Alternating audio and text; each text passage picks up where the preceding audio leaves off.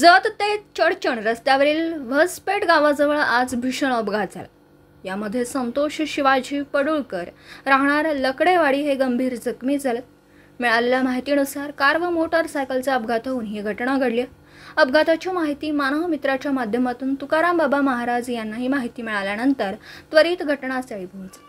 अपघाताची सविस्तर माहिती घेतली।